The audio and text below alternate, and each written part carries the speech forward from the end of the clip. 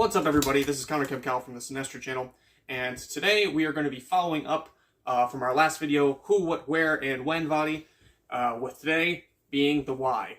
So, over my career in HEMA, which has been about 3 to 4 years, somewhere around there, I'm absolutely terrible with time.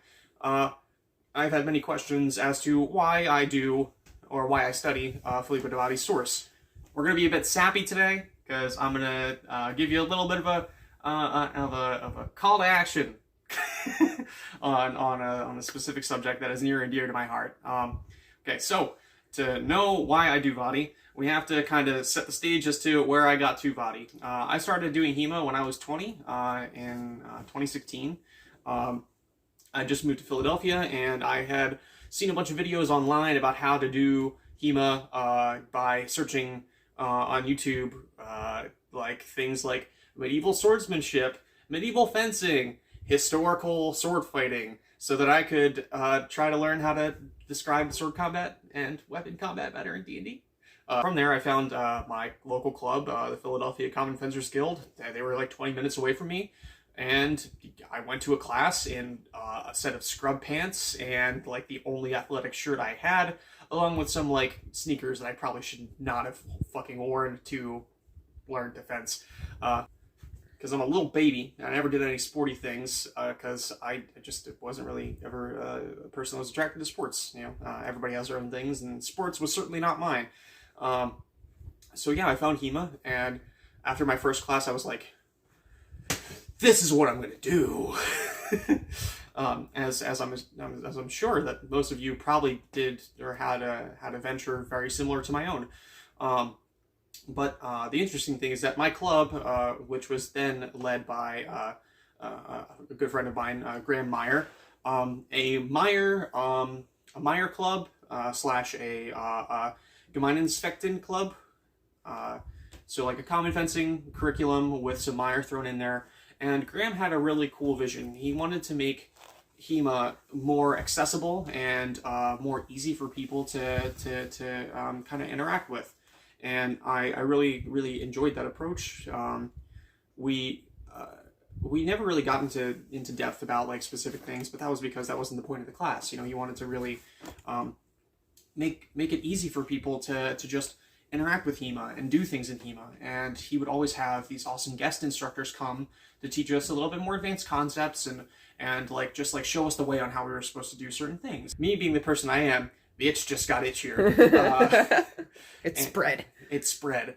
And I just started like reading all this stuff about Meyer and about KDF, and then Akademia Szermierzy, or however the fuck it's pronounced. This one Polish group put out this video on Fiore that blew up in my D&D chat about how this is how sword fighting should be done, and movies and TV and everything like that. And I was like, bam, sucker punched. After I saw that video, link in the description, I knew I had to do Fiore. I knew I had to do Italian martial arts. I knew I had to study Armazzare. It was beautiful. It was well done. All of the techniques seemed to make sense to me just from, and I'm a very visual learner, so video is like the best way for me to do something, or aside from doing like the action physically. And I was just hooked from there. So, you know, I mean, I was the one person who was like, I want to study Fiore in my Italian, in my like German club, in my fucking Kunstfechtens club. So like I was like, you know, number one, like I said, a baby. I barely knew what the fuck I was doing, and I was just looking at sources on my own, like from, you know, maybe like 4 or 5 months into my HEMA journey, just trying to just like put all of this knowledge just directly into my fucking brain.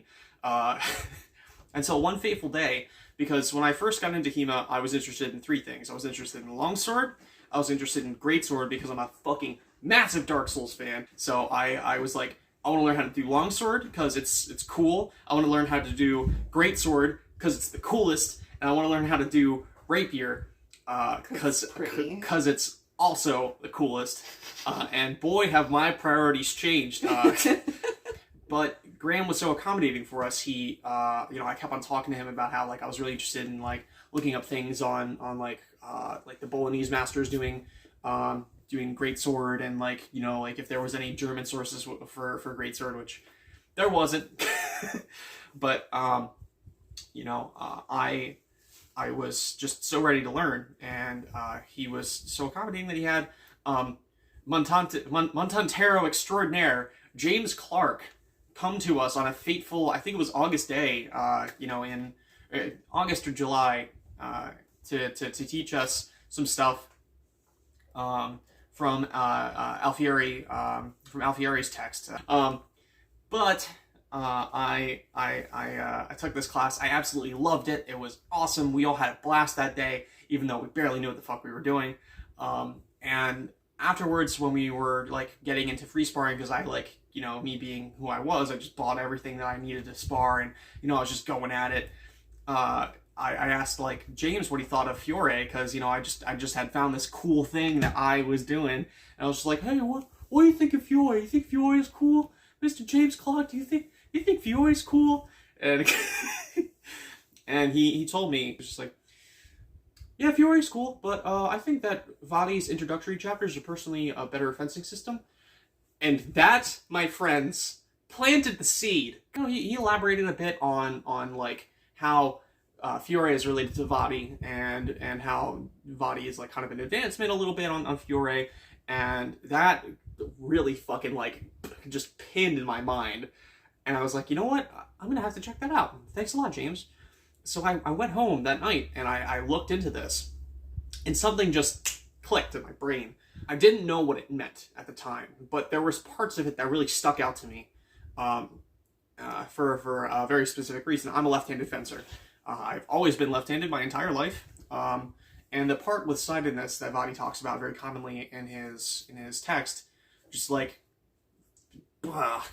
just opened up a concept that we could fence from different sides. And although I had known that, and, you know, in Fiore, obviously, they talk about that, and there's a lot of plays from the left in all the systems, just the way Vadi explained it, even from the early translations I was looking at, just really, like, stuck out to me. And I just started fucking reading and looking for stuff. And there just wasn't really that much stuff in there. So I was kind of left in the dark for a really long period of time.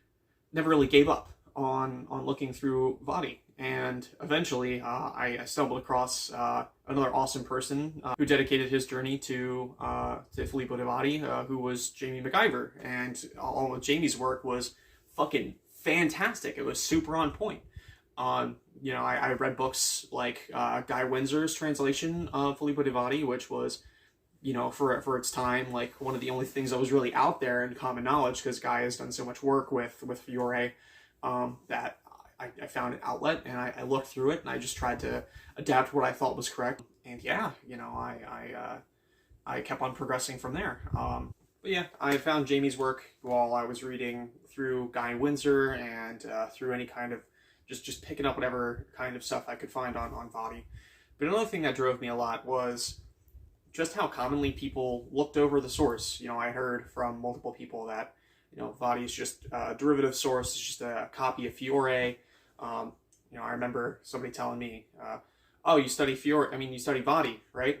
Oh, so that means you're studying Fiore. And they just wouldn't listen to me when I told them that I was studying this text. And, you know, I also received a lot of very similar criticisms when I was like focusing on Fiore. Oh, Fiore doesn't work in our modern Hema fencing game, or, you know, so something else that I heard people call Vadi a lot of was a bag of tricks, which I think if you just look at the plates themselves, you could come up with that, yeah, but you know, like the text has like a cohesive flow to the different the different things that you do in the system. So I would not consider it a bag of tricks, but I can see why people would look at it like that. Or Fiore is not like only works as like in addition to like RDL, and I was just like taken aback at just like the fact that, like, you know, we have all of these books, we have all of these sources, but, you know, people are so, like, you know, focused on whatever style they study. And I fell into this trap a little bit when I first got started in HEMA, you know, just due to the fact that, like, I had like this perceived notion that just because I studied the source that like, you know, everybody hated on it, which was wrong, because you know, who fucking cares? You know, we're all here to have fun and like learn and study and do our thing. But you know, I still like it drove me a little bit. I was like, no, this is legit. There is stuff in here that works. This is a good system. It's not as well glossed, or it's not as well fleshed out, at least in terms of like our modern understanding of it. But there's stuff there. I think that kind of sparked another thing in me that was like, we all study our own sources because we identify something with them, or we have learned to enjoy them from hearing our favorite instructors or seeing our favorite fencers fight, and just personally what we pick up from our texts. It also ties into things like camaraderie with your club, and like all of us trying to like get our better understanding of like how things work and how we all individually use our systems. Because although I study Vadi, you know, other people that study Vadi might interpret things differently, and that's perfectly okay. Which brings me to my call to action. If we think about things on a historical level, in terms of tournaments and stuff like that, we only really have like 2 dominant styles that really are fenced. Well, three dominant styles that are really fenced amongst our broad scope of longsword. Where did you come from? And that inspired me to think about things on a grander spectrum just from Vadi, in terms of us doing longsword, and that we don't really have that much in the way of different systems other than RDLN, Meyer, and Fiore, with Vadi coming in as like a close fourth, I guess you could say. But most people just use it as an attaché to Fiore without really examining the system very closely. Which I think is a shame, and that a lot of people should not only do that with Vadi, but also with all the other sources, and that we need to have a diversity of sources in HEMA to get a better perspective on what fighting was like during that time period, since not everybody was just going to their local Lichtenhauer master or their local Fiore master and studying just strictly from their stuff. Obviously, everybody does HEMA in their own specific way, and that's one of the most beautiful things about it. And I think we need to really take a nice hard look at things like Gemeininfekten, which is like common fencing sources, and Wittenweiler, and like the Kolzner Effect book, or the Kolner Effect book, and you know, just like read all of these like little tiny snippets and snapshots of different fencing that we get during the time period to better represent what HEMA was then to now. You know, and that's why Vadi. I want to have a diversity of sources, and that's why I want to have a diversity of sources represented in HEMA. For myself, I study Vadi because I think that it is a beautiful work, and it's a beautiful source, and it has a lot of interesting stuff in there that, like, you know, really needs to be heard, and that's one of the reasons why I made this video series.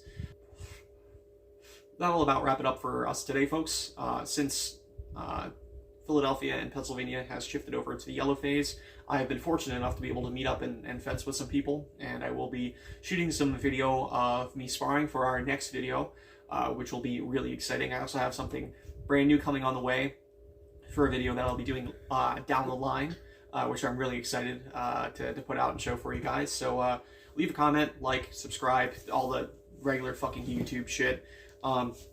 Keep on studying those funky sources, because they're fucking great.